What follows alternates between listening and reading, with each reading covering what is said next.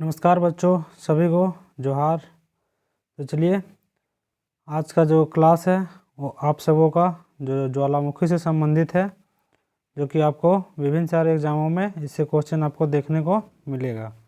तो चलिए, अगर आप अभी तक हमारे इस चैनल से नहीं जुड़े हैं, पूनम परिवार से, पूनम एकेडमिक शिक्षा परिवार से, तो आप हमारे चैनल से जुड़ सकते हैं और इस तरह से अपना तैयारी को बेहतर बना सकते हैं।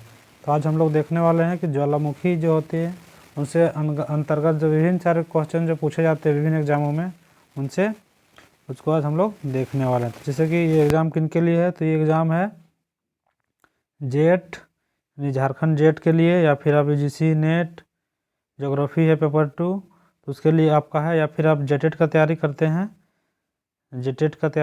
या फिर कोई भी वनडे एग्ज़ाम सीटेट या फिर टीजीटी ज्योग्राफी यानी कि टीजीटी एसएसटी का, या फिर पीजीटी ज्योग्राफी का, या असिस्टेंट प्रोफेसर का तैयारी करते हैं, तो आपको भारत के भूगोल या फिर विश्व के भूगोल के अंतर्गत आपको ज्वालामुखी पढ़ना ही पड़ता है। ठीक है, तो जिसमें से आपको ज्वालामुखी से के अंतर्गत काफ़ी सारे क्वेश्चन वहाँ से देखने को मिलता है। तो वही क्वेश्चन आज का इस सीरीज में लाए हुए हैं। तो चलिए, आप बने रहिए अंत तक। आपको विभिन्न 40 क्वेश्चन का सेट है, जिसमें कि आपको, अगर आप बीपीएससी का भी अगर एग्ज़ाम को टारगेट कर रहे होंगे, यानी कि बीपीएससी टीआरई 4.0, तो उसके लिए भी जो अगर सोशल साइंस से आप अगर होंगे तो उसमें आपको 40 क्वेश्चन पूछा जाएगा ज्योग्राफी से, तो उनका भी काफ़ी इम्पोर्टेंट होने वाला है। ठीक है, तो चलिए आज का सेशन को शुरू करते हैं। तो आज का सबसे पहला क्वेश्चन क्या है, तो हमारा सबसे पहला क्वेश्चन है, विश्व के अधिकांश सक्रिय ज्वालामुखी पाए जाते हैं, यानी विश्व के अधिकांश सक्रिय ज्वालामुखी कहाँ पाए जाते हैं। हमारा क्वेश्चन इस तरीके से है। तो हमारा सक्रिय ज्वालामुखी कहाँ पाए जाएंगे, यानी कि ये हमारा एक प्लेट है और ये हमारा एक प्लेट है। अगर दोनों प्लेट एक दूसरे की ओर जा रही है तो एक प्लेट का जो है एक प्लेट के नीचे धंस जाएगी अगर, तो इस जगह पे क्या होगा, तो इस जगह पे ज्वालामुखी देखने को मिलेगा। इसमें क्या होगा, पर्वत का भी निर्माण होगा। कौन सा, तो नवीन मोड़दार पर्वत का निर्माण होगा, जो कि क्या है, हमारा हिमालय क्षेत्र। जैसे कि हमारा भारत का जो भूकंप जोन है ना, तो उसके अंतर्गत हमारा ज्वालामुखी किस क्षेत्र में देखने को मिलेगा, तो जिस जगह पे प्लेटों का किनारा मिलता है उसी जगह पे हमारा ज्वालामुखी देखने को मिलेगा। तो हमारा इसका राइट आंसर क्या हो जाएगा, तो ऑप्शन नंबर सी इसका राइट आंसर हो जाएगा, यानी कि नवीन मोड़दार पर्वतीय क्षेत्रों में हमें ज्वालामुखी सक्रिय रूप से देखे जाते हैं। ठीक है, नेक्स्ट क्वेश्चन है क्वेश्चन नंबर 2, प्रशांत महासागर के चारों तरफ स्थित ज्वालामुखी की पेटी को क्या कहा जाता है, यानी प्रशांत महासागर के चारों ओर जो ज्वालामुखी होती है उसकी पेटी को क्या कहा जाता है, तो हम लोग उसको परिप्रशांत पेटी के नाम से जानते हैं। तो चलिए, मान लीजिए प्रशांत महासागर कैसा है, तो ये हमारा लगभग वृत्त के आकार का है, गोल टाइप का, यानी कि ये जो इनमें क्या होता है, तो इनमें विभिन्न सारे प्लेटें जो है आपस में यहाँ पे टकराती है, तो इससे क्या होता है, ये एक गोल टाइप का रिंग टाइप का हो जाता है। क्या होता है, तो इसको हम लोग अग्नि मेखला इस नाम से भी जानते हैं। तो जो प्रशांत महासागर हम लोग विश्व मानचित्र में देखते हैं ना, तो एक गोल इसका एकदम आग के गोला की तरह सबको गोल गोल देखने को मिलता है चारों किनारे पे, मतलब सभी किनारों पे, यानी गोल सर्कल के रूप में। तो हम लोग उसी को पूछा गया है कि प्रशांत महासागर के चारों तरफ स्थित ज्वालामुखी की पेटी को क्या कहा जाता है।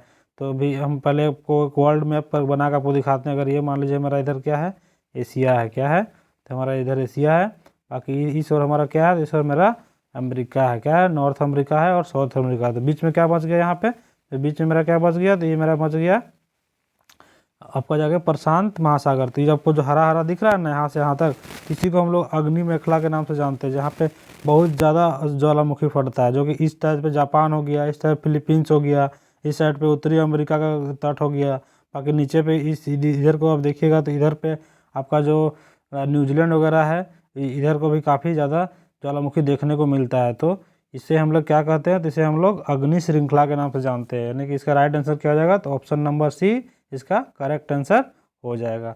नेक्स्ट क्वेश्चन है क्वेश्चन नंबर 3। क्वेश्चन नंबर 3 क्या कर रहा है, विश्व के अधिकांश सक्रिय ज्वालामुखी निम्नलिखित में से किस क्षेत्र में पाए जाते हैं। तो फिर से वही पूछा गया है कि विश्व में सब अधिकांश जो सक्रिय ज्वालामुखी है, तो अभी आपको बताया था कि सक्रिय ज्वालामुखी कहाँ पाया जाएगा, जहाँ दो प्लेट आपस में एक दूसरे से टकराते हैं, उस जगह पे एक प्लेट अंदर निक्षेपित हो जाता है और उसी का जो ये प्लेट है अगर यहाँ पे आ जाएगा, अंदर चल जाएगा पृथ्वी के आंतरिक भाग में, तो ये क्या होगा, ये पिघलने लगेगा मैग्मा से, तो फिर ऊपर में ज्वालामुखी विस्फोट करेगा। तो वही पूछा कि अधिकांश सक्रिय ज्वालामुखी कहाँ पाए जाते हैं, तो इसको हम लोग मोनालोवा आप पढ़े होंगे, हवाई द्वीप जो कहाँ है, तो हमारा अमेरिका के पास में है। तो कौन सा महासागर में है, तो हमारा लगभग कहाँ है, तो प्रशांत महासागर में है। तो इसका हमारा उस अनुसार से भी हम इसका आंसर दे सकते हैं, यानी कि हमारा थर्ड का हमारा क्या हो जाएगा, तो हमारा परिप्रशांत पेटी, यानी कि परिप्रशांत पेटी में हमें अधिकांश सक्रिय ज्वालामुखी हम देखने को मिलता है। सक्रिय ज्वालामुखी कहने का मतलब क्या है, ज्वालामुखी कितने प्रकार की होती है, तो ज्वालामुखी 3 प्रकार की होती है। यानी कि अगर एक ज्वालामुखी ऐसा जो कि हमेशा फटते रहता है, ठीक है, और एक ज्वालामुखी कुछ समय के बाद फटा, इसके बाद कुछ समय तक शांत हो गया, इसके बाद 10-15 सालों के बाद फिर से फटेगा, ठीक है, उसको अशांत कहते हैं। बाकी अगर एक ऐसा रहता है जो कि एक बार फटा, इसके बाद लाखों हजारों साल हो जाते, तो 100 साल तक या 50 साल तक या 20 साल तक वो फटा ही नहीं है, तो उसको क्या कहते हैं, उसको शांत कहते हैं। और एक सक्रिय जो कि बार बार वहाँ से मैग्मा लावा निकलते रहता है, ठीक है। तो इसका हमारा राइट आंसर क्या हो जाएगा, तो परिप्रशांत पेटी, जो अभी बताया ना प्रशांत महासागर वाला ये भाग, तो वही इसका क्या है, तो परिप्रशांत पेटी है। अगला देखते हैं, अफ्रीका का भ्रंश के बारे में बोला गया। तो ये हमारा मान लीजिए कि अफ्रीका है, अफ्रीका का मैप बनाते हैं, तो अफ्रीका का भ्रंश क्या किसको बोला गया है, तो ये जो इस जगह पे आपका एक लाइन दरार होता जा रहा है यहाँ पे, इस जगह पे इसे, तो उसको अफ्रीका का भ्रंश घाटी कहा जा रहा है। नेक्स्ट ऑप्शन क्या कह रहा है, तो मध्य अटलांटिक पेटी, यानी हमारा क्या है, हमारा अटलांटिक महासागर किस प्रकार का है, तो हमारा एस प्रकार का है। इस तरफ क्या है, तो नॉर्थ अमेरिका है, इस तरफ क्या है, तो साउथ अमेरिका, इधर क्या है, तो यूरोप है, और इधर अफ्रीका है। तो हमारा अटलांटिक महासागर कैसा है, तो हमारा एस आकार का है, कैसा है, एस आकार का है। और ये क्या हो रहा है, ये तो ये हमारा क्या हो रहा है, तो ये हमारा यहाँ पे जो ऊंचा होता जा रहा है, यानी कि समुद्र के अंदर में है ना एक क्या बोलते हैं, खाई टाइप का बनते जा रहा है, जिससे क्या होता है कि ज्वालामुखी वहां पे निकलते जा रहा है, और ये इसका क्या हो रहा है, विस्तार हो रहा है, क्या हो रहा है, विस्तार हो रहा है। जबकि प्रशांत का क्या हो रहा है, तो वो सिकुड़ता चला जा रहा है। तो वही पूछा गया है कि मध्य अटलांटिक पेटी, तो मध्य अटलांटिक पेटी इसी को कहते हैं, ठीक है। नेक्स्ट क्वेश्चन है, नेक्स्ट ऑप्शन क्या है, मध्य महाद्वीपीय पेटी। तो चलिए इसको आगे हम लोग डील करेंगे। तो नेक्स्ट क्वेश्चन है, क्वेश्चन नंबर 4, निम्नलिखित में से कौन सा ज्वालामुखी पर्वत का उदाहरण नहीं है। जो इसमें से जो दिया गया है, इसमें से कौन सा ऐसा है जो कि ज्वालामुखी पर्वत का उदाहरण नहीं है। यानी कि जो ज्वालामुखी जब फटता है तो अपने साथ भी बहुत सारे राख लेके चलता है। मतलब ये हमारा ज्वालामुखी है, क्या है, तो ज्वालामुखी अगर यहाँ से फटा फटा तो क्या होगा, तो यहाँ से आएगा और लावा धीरे धीरे धीरे धीरे निक्षेप इधर होते जाएगा। अगर सक्रिय ज्वालामुखी है तो बहुत सालों तक ये होता ही रहेगा। तो ये हमारा क्या होगा, इस तरह का हमारा कुछ दिनों के बाद यहाँ पे पठार बन जाएगा या तो फिर पहाड़ बन जाएगा, इस तरह ना होता है। तो ये होता है, तो इसमें हम लोग को पूछा गया है कि जो इसमें से दिया गया है, जो कौन सा ऐसा है जो कि नहीं है, उसके अंतर्गत कौन सा नहीं है। तो माउंट एटना, तो माउंट एटना क्या है, तो जो ये तो है माउंट एटना, ये इटली के आसपास में है। माउंट फ्यूजियमा ये भी है, माउंट ब्लैंक और माउंट किलिमंजारो। तो हमारा इसका राइट आंसर क्या हो जाएगा, तो हमारा राइट आंसर हो जाएगा माउंट ब्लैंक, जो कि ऑस्ट्रेलिया में स्थित है, जो कि एक ज्वालामुखी पर्वत नहीं है। क्या है, तो ज्वालामुखी पर्वत वो नहीं है। किलिमंजारो कहाँ है, तो किलिमंजारो भी अफ्रीका में आपको देखने को मिलेगा, ठीक है, तंजानिया के आसपास में। नेक्स्ट क्वेश्चन है, विश्व का सबसे ऊंचा ज्वालामुखी पर्वत कोटोपैक्सी कहाँ स्थित है। यानी कि विश्व का सबसे ऊंचा जो ज्वालामुखी है पर्वत है वो कहाँ स्थित है। तो हम लोग को क्वेश्चन पूछा गया है, तो उसमें से हम लोग को कहाँ, तो विश्व का सबसे ऊंचा ज्वालामुखी पर्वत कहाँ है, तो इक्वाडोर में है। कहाँ पे है, तो इक्वाडोर में। हवाई द्वीप में क्या है, तो सबसे सक्रिय है, क्या है, सबसे सक्रिय है। यहाँ क्या बोला, सबसे ऊंची है। फिलीपींस में भी ज्वालामुखी बहुत सारा है, जापान में ज्वालामुखी बहुत सारा है। तो हम लोग को सबसे ऊंचा में पूछा गया, तो ऊंचा कहाँ पे स्थित है, तो इक्वाडोर का जो ज्वालामुखी है सबसे ऊंचा है। तो हमारे से राइट आंसर क्या हो जाएगा, तो राइट आंसर हो जाएगा हमारा, यानी कि इक्वाडोर का जो ज्वालामुखी है वो सबसे ऊंचा है, ठीक है। नेक्स्ट क्वेश्चन है, क्वेश्चन नंबर 6, अस्ट्रामली किस प्रकार के ज्वालामुखी है। यानी जो अस्ट्रामली है भूमध्य सागर के सामने, वो किस प्रकार का ज्वालामुखी है। यानी कि अस्ट्रामली को ज्वालामुखी हम लोग को किस जानते हैं, सक्रिय है या फिर मृत है या फिर सुषुप्त है या फिर शांत है। तो वही चीज़ को हम लोग को पूछा गया है। तो सक्रिय जो अस्ट्रामली है, जिसको भूमध्य सागर का प्रकाश स्तंभ भी कहते हैं, ऊपर में हो गया क्या, ऊपर में हो गया हमारा यूरोप, और नीचे क्या हो गया, तो नीचे हो गया हमारा अफ्रीका। और ये कहाँ है, तो इस जगह पे है। तो इसको हम लोग भूमध्य सागर का प्रवेश द्वार भी शायद कहते हैं। तो इसको अस्ट्रामली को क्या कहते हैं, तो स्ट्रोमली को भूमध्य सागर का प्रकाश स्तंभ कहते हैं। क्या कहते हैं? भूमध्य सागर का प्रकाश स्तंभ कहते हैं, जो कि कहाँ पे है? तो जागृत ज्वालामुखी है। ठीक है, कैसा है? तो जागृत ज्वालामुखी है। नेक्स्ट क्वेश्चन है क्वेश्चन नंबर 7। मृत ज्वालामुखी किलिमंजारो किस देश में स्थित है? यानी जो मृत ज्वालामुखी है किलिमंजारो किस देश में स्थित है? तो अभी हम लोग बताए थे किलिमंजारो कहाँ स्थित है, तो जो मृत है, लेकिन वो कहाँ पे है? तो हमारा इटली में, सॉरी इटली बोलते हैं, तंजानिया में स्थित है। कहाँ है? तो हमारा वो तंजानिया में किलिमंजारो देखने को मिलेगा। ठीक है, नेक्स्ट क्वेश्चन है क्वेश्चन नंबर 8। फ्यूजियमा यानी फ्यूजियमा किस देश का ज्वालामुखी है? तो फ्यूजियमा किस देश का है? तो फ्यूजियमा कुछ कैसा वर्ड कैसा सुनने में लग रहा है कुछ, तो वर्ड के हिसाब से आपको पढ़ के जाना है ना। फ्यूजियमा कैसा किधर देखने को मिलेगा? तो इटली में एटना है। तो इटली में कौन सा ज्वालामुखी है? तो माउंट सॉरी एटना ज्वालामुखी इटली में आपको देखने को मिलेगा। तो हमारा इसका जापान जो है ना, जापान, उसमें हम लोग को फ्यूजियमा ज्वालामुखी देखने को मिलता है। ठीक है, नेक्स्ट क्वेश्चन है निम्नलिखित में से जिसे भूमध्य सागर का लाइट हाउस कहा जाता है। यानी अभी एक क्वेश्चन आपको बताया था कि भूमध्य सागर का प्रकाश स्तंभ, इसमें से कौन सा ज्वालामुखी को कहा जाता है? तो इसका अभी जस्ट तुरंत ही आंसर दिया था, यानी कि सिसिली द्वीप में स्थित है, जो कि कौन सा है? तो स्ट्रोमली है। कौन सा है? तो स्ट्रोमली है, जिसको भूमध्य सागर का प्रकाश स्तंभ कहा जाता है। कौन सा? तो स्ट्रोमली। नेक्स्ट क्वेश्चन है क्वेश्चन नंबर 10। फोसा मैग्ना है, यानी फोसा जो मैग्ना है वो क्या है? फोसा मैग्ना हम लोग को, उसको हम लोग क्या कहेंगे? तो फोसा मैग्ना क्या है? तो हम लोग आज का ज्वालामुखी पढ़ रहे हैं, तो हम लोग को क्या उसको होगा? तो ज्वालामुखी पर्वत होगा। कॉमन सी बात है, क्या होगा? तो ज्वालामुखी पर्वत है। तो आप नहीं, अगर नए नया नया कुछ वर्ड ऐसा सुनते हैं तो आप उसको नोट डाउन कर लीजिए, ताकि आप कभी फिर से रिविजन कीजिएगा तो आपको काफ़ी अच्छा तरीके से याद हो सकता है और आप अपने एग्जाम को बेहतर तरीके से अटेम्प्ट कर सकते हैं। नेक्स्ट क्वेश्चन है एयरबस ज्वालामुखी कहाँ स्थित है? यानी एयरबस ज्वालामुखी है वो कहाँ पे स्थित है? यानी कि एयरबस का बात आ गया तो कहाँ हम लोग को जाना है? तो हम लोग को जाना है सबसे, यानी कि अंटार्कटिका में जाना है। कहाँ जाना है? तो अंटार्कटिका में हम लोग को बांस बैठ के जाना है। कहाँ जाना है? अंटार्कटिका में जाना है। एयरबस ज्वालामुखी कहाँ देखने को मिलेगा? तो अंटार्कटिका में देखने को मिलेगा। नेक्स्ट क्वेश्चन है क्वेश्चन नंबर 12। माउंट एटना ज्वालामुखी किस द्वीप पर स्थित है? यानी माउंट एटना जो है ज्वालामुखी किस द्वीप पर है? तभी हम बस बताए थे माउंट एटना कहाँ पे है, तो हमारा कहाँ पे है? तो 12 का हमारा राइट आंसर क्या हो जाएगा? हमारा सिसिली द्वीप है में। कहाँ है? तो सिसिली द्वीप में है, जो कि कहाँ देखने को मिलेगा? तो इटली के आसपास में देखने को मिलेगा। कहाँ पे? तो इटली के आसपास में देखने को मिलेगा। ठीक है, माउंट एटना ज्वालामुखी। ठीक ना। नेक्स्ट क्वेश्चन है क्वेश्चन नंबर 13। निम्नलिखित में से कौन सा एक ज्वालामुखी पर्वत नहीं है? जो यहाँ में से दिया गया है, जिसमें से कि एक ज्वालामुखी से बनाया हुआ पर्वत नहीं है, तो चलिए देखते हैं। तो फ्यूजियमा तो हम लोग को लग रहा है कि हम लोग कहीं पढ़े हैं। तो फ्यूजियमा कहाँ पढ़े हैं? तो जापान साइड में शायद पढ़े हैं कि ये एक ज्वालामुखी पर्वत है। एंडीज पर्वत, तो यानी कि एंडीज पर्वत भी एक क्या है? तो ये भी एक ज्वालामुखी पर्वत है। यानी क्या है? तो ये भी एक ज्वालामुखी पर्वत है। विसुवियस भी क्या है? तो ये भी एक ज्वालामुखी पर्वत है। तो क्या होगा?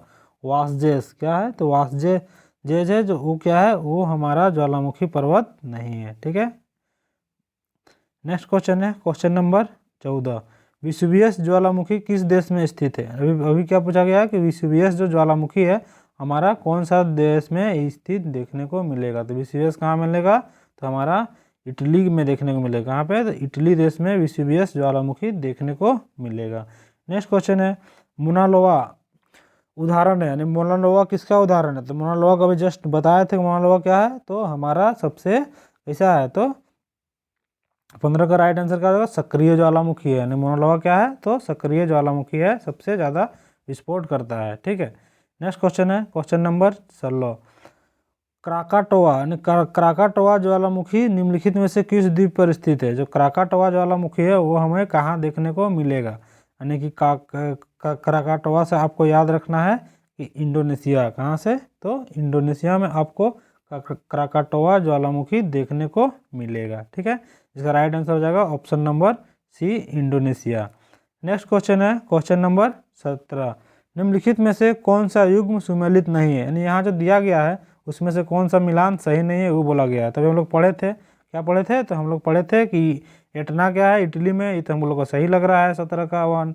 ये फिजियोमा कहाँ पढ़े थे? तो फिजियोमा हम लोग अभी जापान पढ़े थे। नेक्स्ट क्या पढ़े थे? तो पोपा पढ़े थे। क्या पढ़े थे? तो पोपा पढ़े थे। पोपा क्या पढ़े थे? तो पोपा नहीं पढ़े थे तो आप अगर अभी पढ़ रहे हैं तो आप इसको याद रखिए कि पोपा कहाँ होगा? तो महाराष्ट्र। वही बोलेगा कि क्राकाटोआ कहाँ होगा? तो क्राकाटोआ अभी हम लोग पढ़े थे कहाँ? इंडोनेशिया। कहाँ? इंडोनेशिया पढ़े थे क्या? तो क्राकाटोआ। तो हम लोग का इसका क्या दिया हुआ है? तो इसका मलेशिया दिया हुआ है। हम लोग का ये गलत है। हमारा क्या पूछा है कि सुमेलित नहीं है, तो हमारा राइट आंसर भी यही हो जाएगा। नहीं, क्राकाटोआ कहाँ है? इंडोनेशिया में, ना कि मलेशिया में। ठीक है। नेक्स्ट क्वेश्चन है क्वेश्चन नंबर 18। किलिमंजारो पर्वत निम्नलिखित में से किस महाद्वीप में स्थित है? तो किलिमंजारो पर्वत जो है वो विश्व में किस महाद्वीप में स्थित है? तो इसका मैं सबसे पहले आपको बता दिया हूँ, तंजानिया में है। तो कौन सा महाद्वीप में आता है? तो ये हमारा आता है अफ्रीका महाद्वीप में। कौन सा महाद्वीप में आएगा? तो किलिमंजारो हमारा अफ्रीका महाद्वीप के अंतर्गत आता है। ठीक है। नेक्स्ट क्वेश्चन है क्वेश्चन नंबर 19। ईल मिस्टी। क्या? तो ईल मिस्टी ज्वालामुखी किस देश की है? तो ईल मिस्टी करके एक नाम का एक ज्वालामुखी है, वो कौन सा देश में देखने को मिलता है? तो ये एक नया वर्ड है ईल मिस्टी, तो उसको आप थोड़ा सा याद रखिएगा कि ईल मिस्टी हम लोग कहाँ देखने को मिलेगा? तो ये हमारा देखने को मिलेगा कहाँ पे? तो पेरू में। कहाँ? पेरू में देखने को मिलेगा ईल मिस्टी ज्वालामुखी। इसका राइट आंसर क्या हो जाएगा? ऑप्शन नंबर सी इसका राइट आंसर हो जाएगा। नेक्स्ट क्वेश्चन है क्वेश्चन नंबर 20। क्या है? तो ज्वाला खंडाश्मी, यानी ज्वाला खंडाश्मी क्या होता है? तो जो ज्वाला खंडाश्मी मतलब इसका कहने का मतलब है कि जो ज्वाला का ही कुछ निक्षेप होगा, जो कि टुकड़ा उकड़ा होगा कुछ, जो ज्वालामुखी से जो निकलता है उसी को कहते होंगे ज्वाला खंडाश्मी। ठीक है, तो वही है।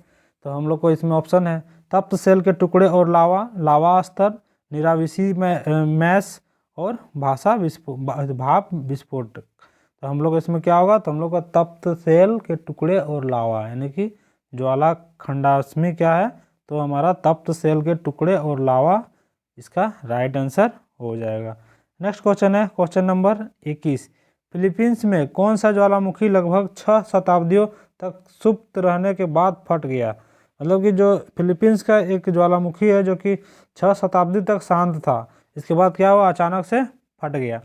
तो उसको हम लोग कोई क्या नाम है उसका, वही पूछा गया है। तो उसका हम लोग क्या नाम से जानते हैं? तो उसको हम लोग जानते हैं माउंट पिनाटुबो, यानी कि माउंट पिनाटुबो जो ज्वालामुखी है, ऑप्शन नंबर डी, वो कि 6 शताब्दियों के बाद फिर से वापस फट गया, माउंट पिनाटुबो। ठीक है। नेक्स्ट क्वेश्चन है क्वेश्चन नंबर 22। तो आज 40 क्वेश्चनों का एक सीरीज है जो कि आपको बीपीएससी TRE4, अगर आप टीचिंग एग्जाम का टारगेट कर रहे हैं, या फिर आप जाके पीजीटी कोई भी एग्जाम का टारगेट कर रहे हैं, या फिर आप जाके कोई नेट JRF का टारगेट कर रहे हैं, तो उससे आपको ऐसा यहाँ से क्वेश्चन देखने को मिलेगा ही मिलेगा। स्पेशली आप झारखंड अगर टेट का भी तैयारी कर रहे हैं तो वहाँ से भी आपको देखने को मिलेगा। ठीक है। नेक्स्ट क्वेश्चन है क्वेश्चन नंबर 22। क्रेटर ज्वालामुखी, यानी क्रेटर जो है मुख्य छिद्र, उसकी आकृति कैसी होती है क्रेटर की? तो क्रेटर की आकृति कैसी होती है? यानी ज्वालामुखी का ही एक जो बना हुआ एक आकार है, यानी ज्वालामुखी से बना हुआ आकार है क्रेटर, तो उसकी जो आकृति होती है वो किस प्रकार होती है? तो क्रेटर हम लोग क्या, जो हम लोग को गाँव में हम लोग बोलते थे चोंगी बोलते थे, यानी कि जो कीप होता है ना, कीप शंकु जैसा, तो इस तरीके का होता है। ठीक है। तो यहाँ से क्या रहता है? छेद रहता है, तो यहाँ से ये निकलता है इसका लावा। तो हम लोग उसको क्या कहते हैं? क्रेटर कैसा रहता है? तो वो हमारा कीपाकार रहता है। क्या रहता है? कीपाकार रहता है क्रेटर। ठीक है। गोलाकार, लंबवत और शंकुआकार नहीं रहता। क्या कैसा रहता है? तो कीपाकार रहता है। नेक्स्ट क्वेश्चन है क्वेश्चन नंबर 23। निम्नलिखित में से कौन सी गैस ज्वालामुखी उद्भेदन के समय नहीं निकलती है? इसका आप आसानी से आंसर दे सकते हैं कि ज्वालामुखी जो प्रक्रिया है उसके समय में कौन सा गैस नहीं निकलता है? तो ये हमारा जो ऑक्सीजन है ज्वालामुखी प्रक्रिया के दौरान नहीं निकलता, बाकी हाइड्रोजन, अमोनिया, कार्बन डाइऑक्साइड और भी विभिन्न सारे गैस निकलते हैं। सबसे ज़्यादा जो क्या निकलता है ज्वालामुखी में? तो सबसे ज़्यादा जलवाष्प निकलता है। क्या निकलता है? तो जलवाष्प सबसे ज़्यादा निकलता है ज्वालामुखी में। ठीक है।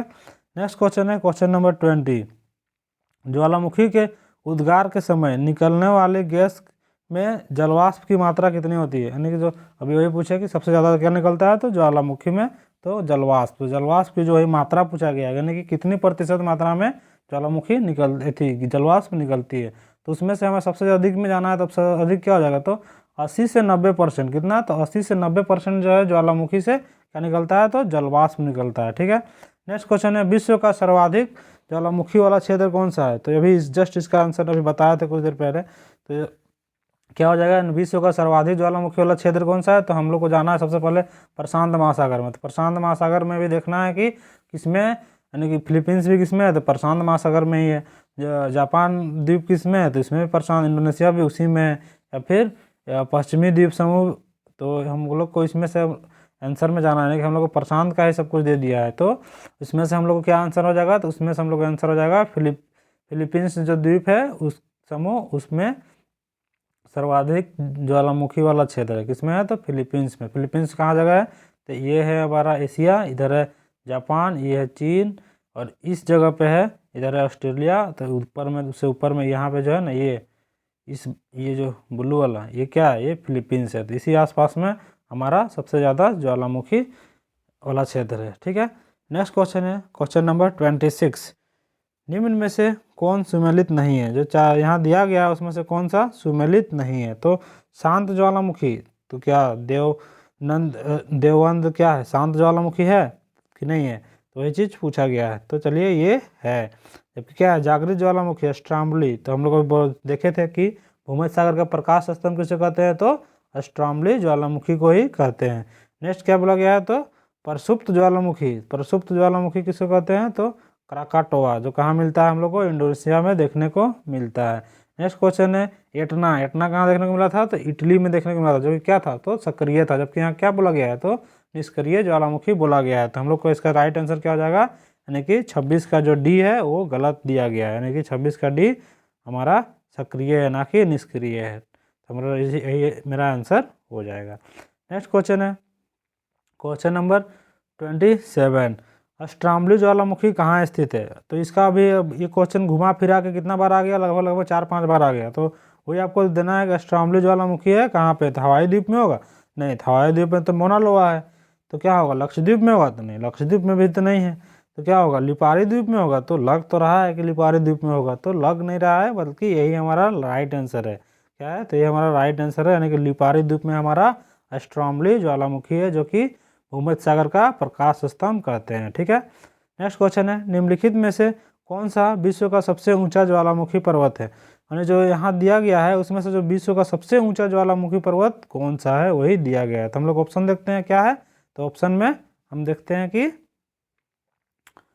क्या क्या दिया हुआ है ऑप्शन में। तो हमारा दिया हुआ है माउंट पिनाटुबो, यानी कि माउंट पिनाटुबो, या फिर माउंट किलिमंजारो, या फिर माउंट ताल, या तो माउंट कोटोपैक्सी। तो हम लोग इसमें से किस में जाएंगे, तो हमारा जो माउंट कोटोपैक्सी है वो हमारा सबसे ऊंचा ज्वालामुखी पर्वत है। कौन सा है, तो माउंट कोटोपैक्सी हमारा सबसे ऊंचा ज्वालामुखी है। जबकि हम लोग किलिमंजारो के बारे में सुने थे, तो किलिमंजारो कहाँ है, तो किलिमंजारो हमारा तंजानिया में देखने को मिलता है। ठीक है, नेक्स्ट क्वेश्चन है क्वेश्चन नंबर 29, माउंट एरेबस ज्वालामुखी निम्नलिखित में से किस द्वीप में स्थित है। यानी जो माउंट एरेबस है, यानी कि हम लोग क्या करना है कि हम लोग एयर बस से जाएंगे, मतलब बस से हम लोग कहाँ जाएंगे, तो हम लोग अंटार्कटिका जाएंगे। कहाँ जाएंगे, तो अंटार्कटिका हम लोग किससे जाएंगे, तो बस से जाएंगे। इस तरह से आपको याद रखना है, यानी कि हमारा अंटार्कटिका में क्या है, तो एयरबस ज्वालामुखी स्थित है। यानी इसका राइट आंसर क्या हो जाएगा, तो ऑप्शन नंबर सी इसका राइट आंसर हो जाएगा। नेक्स्ट क्वेश्चन है क्वेश्चन नंबर 30, निम्नलिखित में से कौन प्रसुप्त ज्वालामुखी है। जो यहाँ से में दिया गया है जो कि प्रसुप्त ज्वालामुखी है, तो यानी कि तो हम लोग देखते हैं इसका राइट आंसर तो क्या होगा।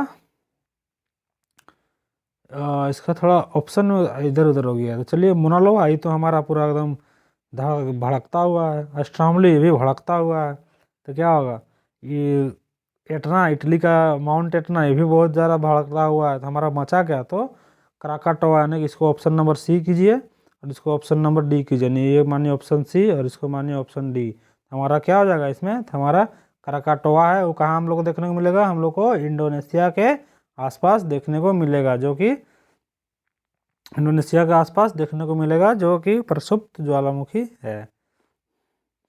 नेक्स्ट क्वेश्चन है क्वेश्चन नंबर 31, निम्नलिखित में से कौन सक्रिय ज्वालामुखी नहीं है। यहाँ में से दिया गया है जो कि सक्रिय ज्वालामुखी नहीं है। तो चलिए देखते हैं, स्ट्राम्बली किलिमंजारो, इटना और कोटोपैक्सी तो सक्रिय नहीं है, तो स्ट्रोमली तो है। इटना तो अभी हम लोग पढ़े थे है। इसके बाद क्या, तो इसके बाद हम लोग देखते हैं कि कोटोपैक्सी यानी कि भी है, तो हम लोग को क्या है, तो किलिमंजारो यानी किलिमंजारो जो है हम लोग का सक्रिय ज्वालामुखी नहीं है, यानी कि 31 का ऑप्शन नंबर बी इसका राइट आंसर हो जाएगा। क्या, तो किलिमंजारो हमारा राइट आंसर हो जाएगा। नेक्स्ट क्वेश्चन है क्वेश्चन नंबर 32। निम्नलिखित में से कौन मृत ज्वालामुखी नहीं है। यहाँ जो दिया गया है उसमें से कौन मृत ज्वालामुखी नहीं है, यानी कि जो धड़कता भड़कता रहता है वही पूछा गया। तो देवबंद तो अभी हम लोग पढ़े थे, जो कि क्या था, सक्रिय था। क्या था, तो सक्रिय था।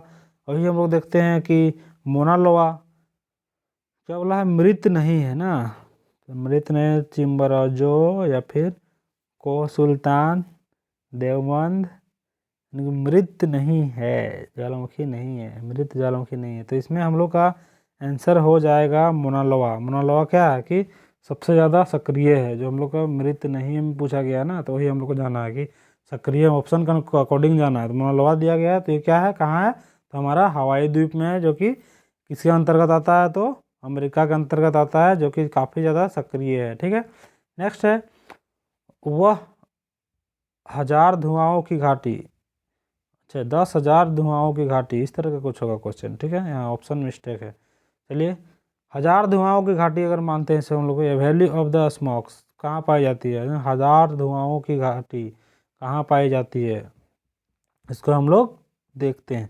हम लोग कहाँ पाई जाती है, तो क्या अलास्का में पाई जाती है, या फिर भूमध्य सागर में पाई जाती है, या फिर अंटार्कटिका में पाई जाती है, या फिर हवाई द्वीप समूह में पाई जाती है। तो हम लोग अंटार्कटिका में तो देखे थे कि एक ठो है एयरबस। हवाई द्वीप में तो देखे थे कि बहुत ज़्यादा है, जैसे मोना लोआ सब आता है। भूमध्य सागर में भी देखे थे, जिसमें क्या था, तो स्ट्रॉम्बली आता था। हम लोग का क्या हो जाएगा, तो अलास्का को, क्या, तो अलास्का को 1000 धुआओं की घाटी कहा जाता है, यानी पाई जाती है। यानी कि इसका राइट आंसर क्या हो जाएगा, तो हमारा ऑप्शन नंबर ए यानी कि राइट आंसर हो जाएगा 33 का ए। नेक्स्ट क्वेश्चन है क्वेश्चन नंबर 34। विस्फोट की तीव्रता के आधार पर ज्वालामुखी के प्रकार का सही क्रम, यानी जो विस्फोट की तीव्रता है उसके आधार पर जो जो जो ज्वालामुखी है उसकी बोला गया। तो सबसे ज़्यादा हम लोग को कौन सा विस्फोट करता है उसको पहले हम लोग देखते हैं। तो सबसे ज़्यादा हम लोग क्या होगा, तो हवाई होगा। ठीक है, यानी कि सबसे सब में क्या है, सब में हवाई वाला है, तो ये तो इससे नहीं होगा। अगला देखते हैं कि स्ट्रॉम्बली, तो यहाँ 2 में स्ट्रॉम्बली है, इसमें वेल्केनियन है, तो वेल्केनियन तो नहीं होगा, तो इसमें से 2 को कट गया, यानी कि हम लोग का अब 2 में ही आंसर होगा। अब स्ट्रॉम्बली के बाद कौन सा सबसे ज़्यादा है, तो क्या है, पिलियन तुल्य है या वेल्किनियन तुल्य है। तो इसमें से हम लोग को जाना है, तो हम लोग को जाना है इसमें से पिलियन तुल्य कम है और वेल्किनियन तुल्य जो है वो तुल्य जो है वो ज़्यादा है, यानी ऑप्शन नंबर बी इसका करेक्ट आंसर हो जाएगा। ठीक है, यानी कि पहले हवाई तुल्य, फिर स्ट्रॉम्बली, फिर वेल्केनियन तुल्य, फिर पिलियन तुल्य, इसका राइट आंसर होगा। नेक्स्ट क्वेश्चन है क्वेश्चन नंबर 37। निम्नलिखित में से किस प्रकार की ज्वालामुखी की आकृति गोभी के फूल की जैसी है। यानी जो यहाँ में से दिया गया है, जो इसका जो आकृति है, जो गोभी जैसे किस तरह से गोभी फूलता है, यानी कि फूल गोभी, उसी तरीके का इसका आकार देखने को मिलता है। तो ये हमारा क्या हो जाएगा, तो हमारा राइट आंसर हो जाएगा वेल्केनियन तुल्य। कौन सा, तो वेल्केनियन तुल्य, जो कि क्या है, पिलियन तुल्य से थोड़ा अधिक है।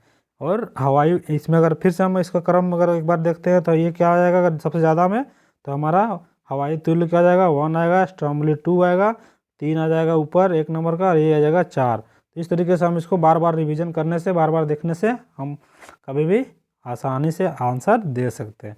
निम्नलिखित क्वेश्चन है, नेक्स्ट क्वेश्चन है, निम्नलिखित में से किस प्रकार के ज्वालामुखी की आकृति गोभी की फूल की जैसी है। अच्छा, फिर से तो वही क्वेश्चन रिपीट हो गया, यानी कि 37 वाला है। तो चलिए डबल टाइपिंग हो गया होगा। तो हम क्या देखे थे, तो वेल्किनियन तुल्य देखे थे। क्या देखे थे, तो वेल्किनियन तुल्य देखे थे, जो कि गोभी की फूल की आकृति के जैसा है। ठीक है, नेक्स्ट क्वेश्चन है क्वेश्चन नंबर 38। निम्नलिखित में से किस प्रकार के ज्वालामुखी को पिलियन तुल्य कहा जाता है। यानी कि जो पिलियन तुल्य ज्वालामुखी है उसको हम लोग किसको कहते हैं, तो हम लोग विसुबियस तुल्य को पिलियन तुल्य कहा जाता है। किसको, तो विसुबियस तुल्य ज्वालामुखी को पिलियन तुल्य ज्वालामुखी के नाम से जानते हैं, यानी कि विसुबियस तुल्य को। ठीक है, नेक्स्ट क्वेश्चन है क्वेश्चन नंबर 39। पृथ्वी की सतह के नीचे द्रवीभूत सेल कहलाता है। पृथ्वी की सतह के नीचे द्रवीभूत सेल क्या कहलाता है? पृथ्वी ये है, इसका आपको दिखाते हैं अभी। मान लो पृथ्वी का क्रस्ट है, इसके नीचे अगर जाते हैं तो यहाँ जो है, तो ये जो भाग है यानी कि यहाँ पे ये इस तरीके का रहता है, तो यही दिखाते हैं। ये जो भाग है यानी कि क्रस्ट है, ठीक है। ये इसको हम लोग क्या किस नाम से जानते हैं? ये इसको नीचे क्या, नीचे तो कोर है, तो इसी को पूछा गया यानी कि 39 का हम लोग को पूछा गया है कि किस नाम से द्रव मतलब एक लिक्विड अवस्था में रहता है, तो उसको हम लोग क्या कहते हैं? उसको हम लोग मैग्मा कहते हैं। क्या कहते हैं? मैग्मा। जब वो क्या होता है, जब वो पृथ्वी के जो सतह है, सतह से बाहर जब निकल जाता है, उसको हम लोग क्या कहते हैं? उसको हम लोग लावा कहते हैं, ठीक है। और लोकोलित ये सब क्या, पृथ्वी के अंदर में ही बन गया इस तरह का संरचना, उसको हम लोग लोकोलित, फेकोलित, ये सब आगे आप आने वाले दिन में आपको हायर एजुकेशन अगर पढ़िएगा, जिस समय आपको हम पढ़ाते हैं, जैसे कि जेट का पढ़ाते हैं, किसका? तो जेट का पढ़ाते हैं, या फिर आपका जाके यूजीसी नेट का पढ़ाते हैं, या फिर आपका ज्योग्राफी स्पेशल पीजीटी का पढ़ाते हैं, तो उस समय आपको ये सब के बारे में डिटेल से पढ़ाते हैं, ठीक है। तो आपका ये लेवल कम है आपका एग्ज़ाम का, तो उस अनुसार से आपको बस फैक्ट के तौर पे याद रखना है कि कौन सा कहाँ है, कौन सा सक्रिय है, कौन सा मृत है, और किस जगह पे है। इतना आपको बस याद रखना है आपका जो किसके, तो जेटेट के लिए और सीटेट सब के लिए। बाकी आप वन डे एग्ज़ाम यानी कि एसएससी रेलवे का भी आप देते हैं, जिसको जीके जीएस के अंतर्गत यहाँ से ज्वालामुखी से क्वेश्चन पूछा ही जाता है। बाकी आप बीपीएससी के लिए आप अगर टारगेट कर रहे हैं, अगर आप एसएसटी टीचर बनना चाहते हैं, तो उसके लिए आपको काफ़ी इम्पोर्टेंट ये है। नेक्स्ट क्वेश्चन है, ज्वालामुखी रिंग ऑफ फायर या घेरा किस महासागर में स्थित है? ये हम सबसे पहले ही बताया था, तो इसका आंसर आप दीजिए। यानी कि फर्स्ट क्वेश्चन में मैं इसका एक्सप्लेनेशन कर दिया था कि क्या इसका आंसर होगा। तो चलिए, ये रहा आज का जो क्लास 40 क्वेश्चन हमारा यहीं पे समाप्त होता है। तो कैसा लगा क्लास आप कमेंट में ज़रूर बताएं। साथ ही मेरा एक्सप्लेनेशन आपको कैसा लगा वो भी बताएं, ताकि मैं आपको और भी बेहतर तरीके से नेक्स्ट क्लास आपको प्रोवाइड कर सकूं। तो चलिए, अगर आप तैयारी कर रहे हैं अगर आप जेटेट का, तो आपको हमारे चैनल से ही आपका जेटेट एसएसटी का तैयारी यानी कि एसएसटी जो होता है उसका तैयारी पेपर 2 का कराया जा रहा है। यानी कि पेपर 2 का एसएसटी के अंतर्गत जो 50 क्वेश्चन पूछा जाएगा उसका, साथ ही कंप्यूटर से अंतर्गत 10 क्वेश्चन जो पूछा जाएगा उसका भी तैयारी कराया जा रहा है। सीडीपी के अंतर्गत आपको जो पूछा जाएगा 30 क्वेश्चन, उसका भी आपको हमारे चैनल में ही तैयारी हो जाएगा। साथ ही आपका हिंदी या इंग्लिश कुछ सब्जेक्ट लेते हैं तो उसका भी आपको हमारा चैनल में ही कंटेंट मिल जाएगा, यानी कि हिंदी का ही। और अगर खोरठा अगर रखते हैं क्षेत्रीय भाषा के अंतर्गत, तो उसका भी हमारे चैनल पे प्रैक्टिस सेशन चल रहा है, तो उसमें भी आप ज्वाइन कर सकते हैं। तो चलिए, आज के लिए बस इतना ही। मिलते हैं एक नेक्स्ट क्लास के लिए, तभी के लिए बाय बाय, जय हिंद।